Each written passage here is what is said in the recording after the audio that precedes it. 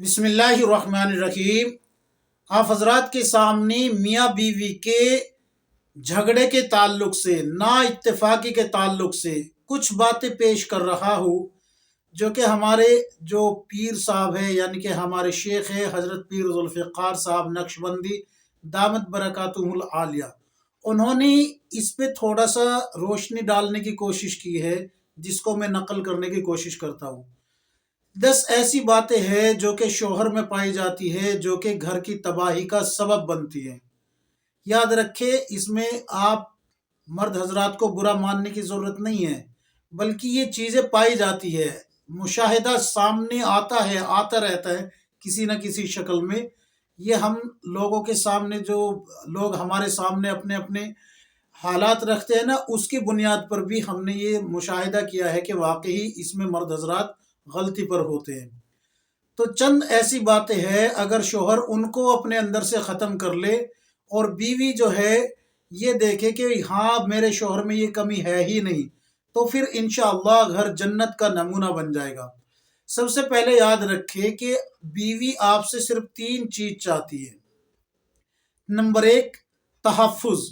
तहफ़्फ़ुज़ यानी कि वो आपके पास जब आपके निकाह में आई, तो वो ये समझने लगी कि अब मैं हर शर से, हर फितने से, हर तरीके की सर्द और गर्म हवाओं से महफूज हूँ। ज़माने की हर हवा से मैं महफूज हूँ। तो एक है ये तहफ़्फ़ुज़, कि वो आपके पास रह के अपने आप को महफूज समझे हर तरीके से, चाहे वो जानी हो या फिर माली हो या फिर जो है इज्जत की हिफाजत का मसला हो, हर तरीके से आप उसके मुहाफिज बने रहे। ये है तहफ़्फ़ुज़। औरत सबसे पहले ये चाहती है आपसे। दूसरी है तवज्जो, यानी कि आप उस पर तवज्जो दें। वो आपके लिए तैयार होती है, आपके लिए मेकअप करती है, आपको जो है अपनी तरफ माइल करने के लिए हर तरीके से हरबे इस्तेमाल करती है, क्योंकि ये उसका हक है और आप पे उसका हक है। तो वो आपको जो है अपनी तरफ अट्रैक्ट करने के लिए हर कोशिश करती है, और अगर आप उसको इग्नोर कर देते हैं तो ये बेतवज्जो ही हुई, इससे भी औरत टूट के बिखर जाती है। तीसरी है हौसला अफजाई। हौसला अफजाई किसको कहते हैं? कि बीवी ने खाना बनाया, अगरचे उसमें नमक तेज है, तो आप उसको कह सकते हैं कि बेगम माशाल्लाह खाना बड़ा अच्छा बना है। इसको इग्नोर कर दीजिए कि नमक तेज है, मिर्च तेज है, इसको इग्नोर कर दीजिए, बल्कि उसको अप्रिशिएट करें इस पे कि ये खाना बड़ा अच्छा है, आज चाय बड़ी अच्छी बनी है, खाने में माशाल्लाह जायका बहुत है। तो इस तरीके से आप उसकी हौसला अफजाई करें। ये 3 चीज़ें हैं, याद रखिए। बीवी जब किचन में खड़ी होके खाना तैयार करती है, तो 3 चीज़ें उसके साथ होती है। एक तो उसको हाथ जलने का खतरा, दूसरा खाना खराब होने का डर, और तीसरा बदन के अंदर दर्द होता है। ये 3 चीज़ें वो बर्दाश्त करती है, गर्मी के अलावा। गर्मी भी बर्दाश्त करती है।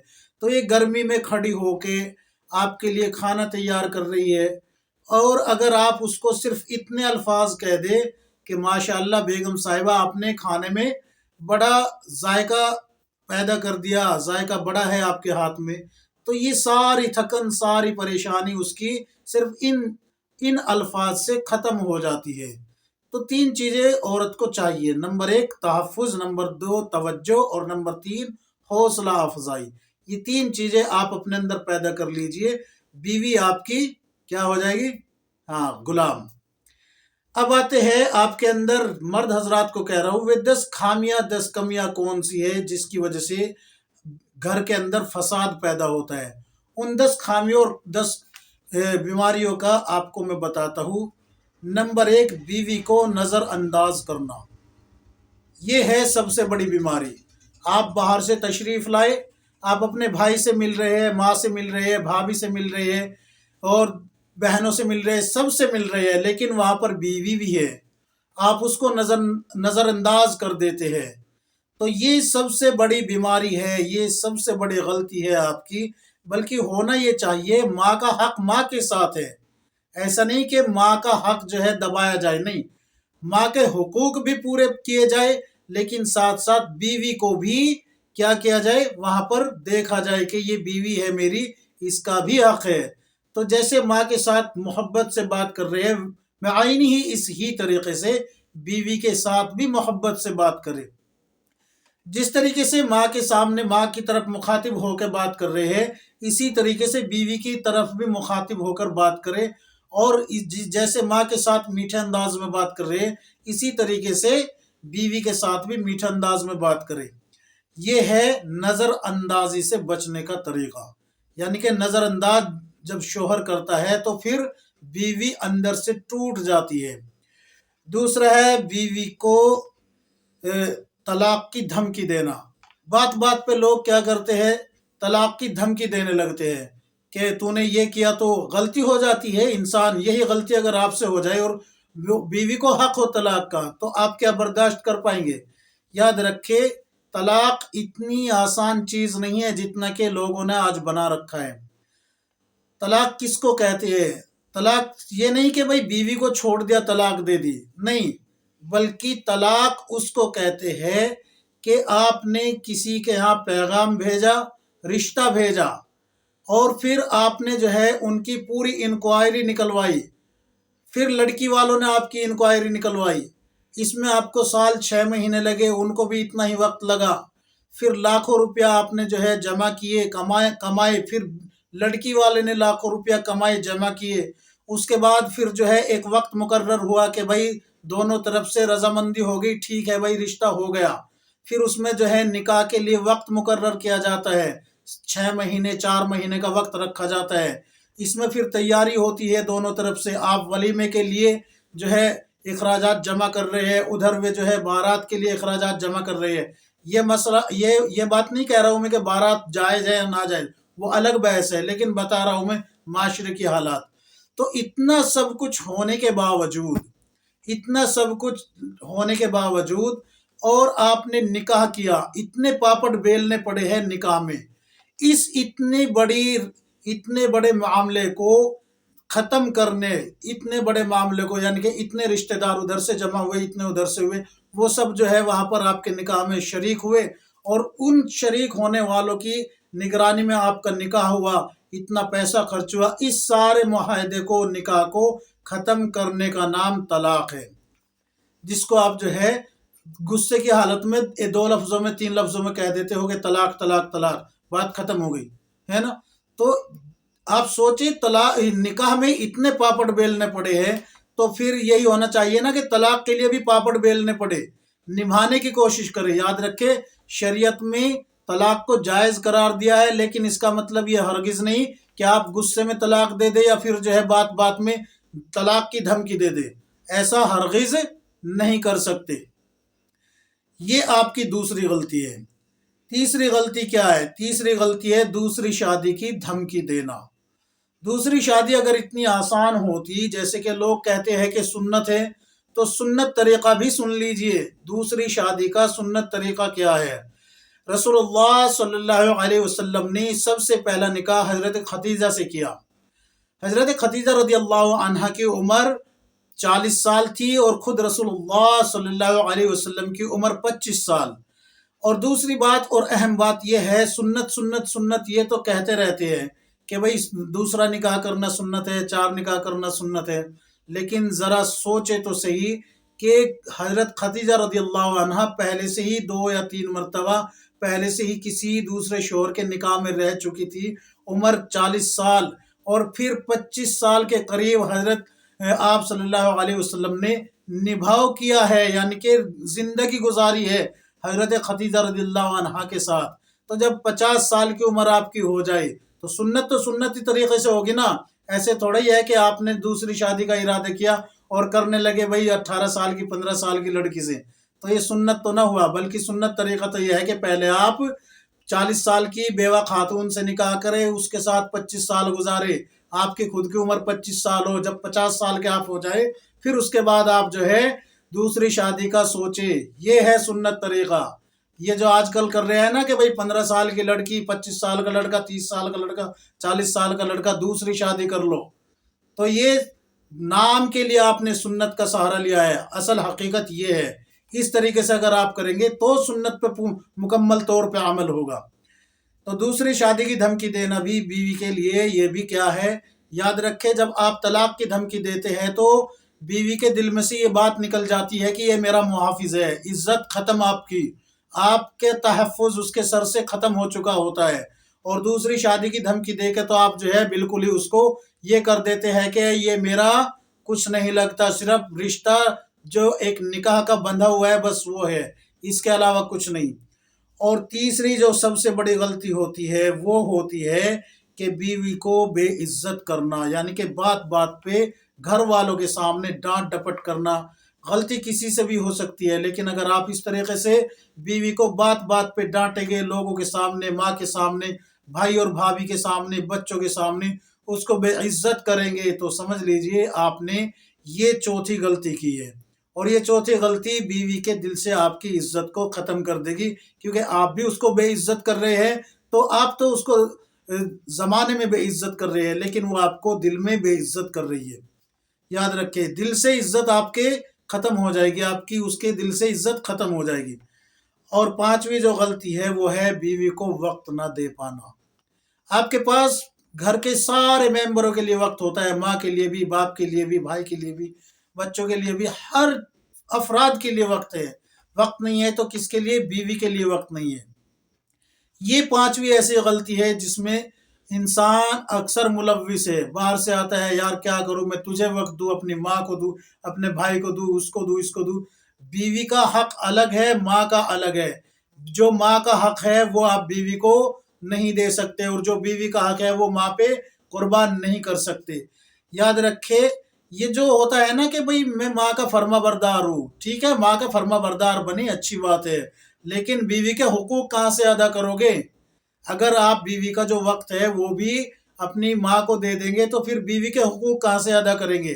تو اس میں بھی سب سے بڑی کمی اور خامی کیا آتی ہے کہ لوگ سمجھتے ہیں کہ میں ماں کا فرما بردار ہوں، اور بیوی کو اگنور کر دیتے ہیں، اس کو وقت نہیں دیتے، اس کو سمجھتے ہیں کہ بس بستر پہ اپنا تھوڑی سی دیر اس کے ساتھ جو ہے اپنی شہوت پوری کرے اور منہ پھیر کے لیٹ جائے۔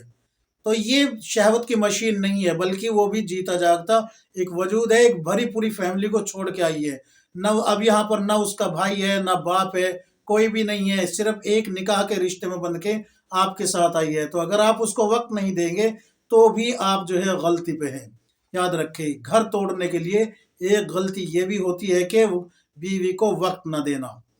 اور چھٹی غلطی شوہر کیا کرتا ہے کہ بیوی کے لیے تو پابندی لگا دیتا ہے کہ تم کہیں نہیں جاؤ گی، نہ کسی سے ملو گی، نہ کسی سے بات کرو گی، اور اپنے آپ خود جو ہے سیر سپاٹے کرتا پھرتا ہے۔ یاد رکھے، بیوی پہ پابندی لگانا تو ٹھیک ہے کہ بھئی جہاں جہاں سے روک دیا بیوی رک جائے، جائز طریقے سے، لیکن اگر آپ کہیں جا رہے ہیں سیر سپاٹے کے لیے تو بیوی کو ساتھ لے کے جائے۔ اس سے دو فائدے ہو گئے، ایک تو کسی کے ساتھ اللہ حفاظت فرمائے، کسی غیر محرم پہ آپ کی نظر نہیں پڑے گی۔ دوسرا، خدا نہ خواستہ اگر آپ کہیں لانگ ڈرائیو پہ گئے ہوئے ہیں یا کوئی لمبے سفر پہ گئے ہوئے ہیں، مثلا کشمیر چلے گئے، اب بیوی ساتھ ہے نہیں، اب وہاں پر کسی غیر محرم پہ نظر پڑی، اللہ حفاظت فرمائے زنا کا ارتکاب ہو گیا تو کیا ہوگا؟ تو بیوی کو بھی ایسے ماحول میں ایسی جگہ گھومنے کے لیے لے کے جانا چاہیے۔ اور ساتویں جو غلطی کرتا ہے انسان وہ یہ ہے کہ چھوٹی چھوٹی باتوں پہ نکتہ چینی، ٹوک ٹاک کرتا رہتا ہے، بیگم یہ کیا کر دیا تم نے، تمہیں گھر سے یہی تمیز سکھا کے بھیجا گیا ہے، وغیرہ وغیرہ۔ اس کے ماں باپ تک کو نشانہ بنا دیتا ہے چھوٹی چھوٹی باتوں پہ۔ تو یہ بھی نکتہ چینی کرنا، بات بات پہ ٹوکنا، روک ٹوک کرنا، یہ بھی مناسب نہیں ہے۔ یاد رکھے، اگر وہ شریعت کے خلاف کوئی کام کرتی ہے تو پھر آپ ٹوک دے اس کو، ورنہ وہ گھر اس کا ہے، آپ نے جو ہے بچے پیدا کیے، اس نے آپ کے بچوں کو جو ہے پرورش کر رہی ہے، آپ سے زیادہ بہتر جانتی ہے وہ کہ ان کی تربیت کیسے کرنی ہے۔ لہٰذا اگر وہ بچوں کو ڈانٹ رہی ہے، یا ان کو وقت پہ کھانا کھلا رہی ہے، یا ان کی پسند کی چیزیں بنا کے دے رہی ہے، یا ان کو کوئی چیز وہ مانگ رہے ہے اور ان کو نہیں دے رہی ہے، تو یہ آپ سے بہتر جانتی ہے وہ، لہٰذا اس کو چھوٹی چھوٹی باتوں پہ نہ ٹوکا کرے۔ یاد رکھے، شریعت کے خلاف اگر وہ جا رہی ہے تو پھر آپ ٹوک سکتے ہیں، لیکن چھوٹی چھوٹی باتوں پہ یوں نکتہ چینی نہیں کر سکتے۔ اور آٹھویں جو غلطی ہے وہ ہے کہ تھرڈ پارٹی کی وجہ سے گھر میں لڑائی ہو جانا۔ یاد رکھے، تھرڈ پارٹی کی وجہ سے، یعنی کہ کوئی تیسرا جو ہے وہ لڑائی کا سبب بن جائے۔ یہ اکثر ہوتا ہے، یا تو یہ ہوتا ہے کہ بیوی کا کوئی کزن ہے اس کی وجہ سے، یا کوئی کزن ہے یعنی کہ عورت، لڑکی ہی، اس کی وجہ سے۔ تو اس کی وجہ سے بھی گھر میں فساد شروع ہو جاتے ہیں۔ یاد رکھیں، ایک تو یہ ہوتا ہے کہ شوہر کسی کو پسند نہیں کرتا اور پتہ ہے کہ اس کا اخلاق بھی ٹھیک نہیں ہے اور اس سے آنے والے وقت میں کوئی پریشانی کھڑی ہو سکتی ہے، تو وہاں تک تو ٹھیک ہے بھائی، بیگم اس سے بات نہیں کرنی، لیکن یہ بھی کہ بھائی اس کا سگا بھائی ہے، اس سے بھی روک رہا ہے، تم اس سے بات کیوں کر رہی ہو، ماں ہے اس سے بات کر رہی ہے، اس سے بھی روک رہا ہے۔ تو یہ جو ہے کہ ان پہ جو ہے چھوٹی چھوٹی باتوں پہ بیوی سے لڑنا، یہ بھی غلط ہے، بالکل یاد رکھیں یہ بھی غلط ہے۔ اور ایک ہے الزام تراشی، یہ سب سے بڑا جرم ہے، الزام تراشی۔ یعنی کہ تم نے یہ چیز اٹھائی تھی، تم نے اپنے گھر بھیج دی ہوگی، تمہیں تو تمہاری بہن کو تو اس کی ضرورت تھی۔ میں یہ نہیں کہہ رہا ہوں کہ زنا کا الزام لگ رہا ہے، نہیں، گھر میں سے کوئی چیز کسی اور نے اٹھائی، نام بیوی کا لگ گیا، او تمہاری بہن کو ضرورت ہوگی، تمہیں اس میں دہیج میں دینی ہوگی، ماں نے تمہیں یہی سکھا کے بھیجا ہے، وغیرہ وغیرہ۔ تو یہ وہ چیزیں ہیں الزام تراشی وغیرہ، جس کی وجہ سے گھر میں فساد پیدا ہوتا ہے۔ اور 10ویں چیز جو ہے وہ ہے بیوی کے رشتہ داروں کو کیا کرنا، اگنور کرنا۔ دیکھیں یاد رکھیں، بیوی کے کچھ رشتہ دار تو ایسے ہیں جو بیوی کے تعلق سے ہی شروع سے ہی نہ بیوی کے ساتھ بنتی ہے ان کی، نہ بیوی کے گھر والوں کے ساتھ بنتی ہے، اور شوہر کے ساتھ تو پھر بننی ہی نہیں۔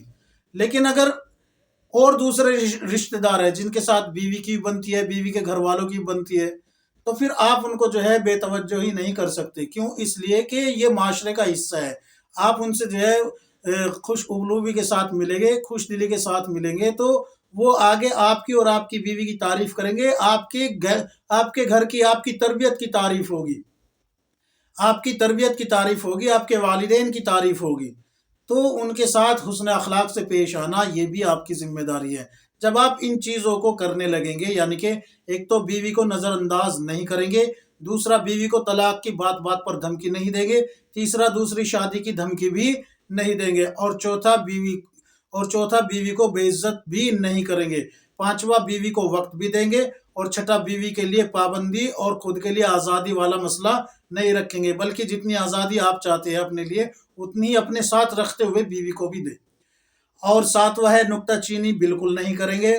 آٹھواں کسی تیسرے کی وجہ سے گھر میں لڑائی جھگڑے نہیں ہوگے۔ اور نواں الزام تراشی نہیں کرنا۔ اور 10واں بیوی کے رشتہ داروں کو توجہ دینے کی کوشش کرنا۔ یہ 10 باتیں آپ اپنے اندر پیدا کر لیجئے، انشاءاللہ تعالی العظیم آپ کی تمام پریشانی گھر کی ختم ہو جائے گی۔ جو جہنم کا وہ بنا رکھا ہے نا آپ نے کھڑا گڈھا گھر کو، وہ جنت کے باغ میں تبدیل ہو جائے گا۔ یہ تمام باتیں میں نے آپ کو حضرت پیر ذوالفقار صاحب نقشبندی دامت برکاتہم العالیہ کی بتائی ہے۔ یہ ان کا مشاہدہ ہے، ان کی ریسرچ ہے یہ، کیونکہ ان کے پاس تو ان کے ہزاروں نہیں لاکھوں مرید ہیں، اپنے اپنے حالات پیش کرتے ہیں، تو ان سب کا نچوڑ نکال کے حضرت نے یہ بتایا ہے۔ لہٰذا اگر آپ بھی اس پہ عمل کریں گے تو انشاءاللہ گھر جہنم کے گڑھے سے جنت کا باغ بن جائے گا۔ اللہ تبارک و تعالی ہم سب کو قرآن و سنت کے مطابق زندگی گزارنے کی توفیق عطا فرمائے۔ ہر شر اور فتنے سے میاں بیوی کی اور دونوں خاندانوں کی اللہ حفاظت فرمائے، آمین یا رب العالمین۔